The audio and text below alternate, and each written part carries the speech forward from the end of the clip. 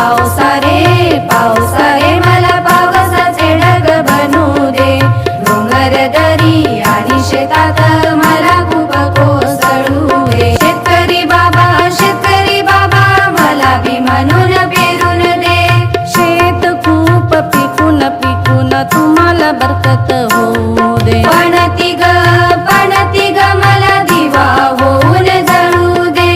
गरिबांच्या झोपडीत उजेड मला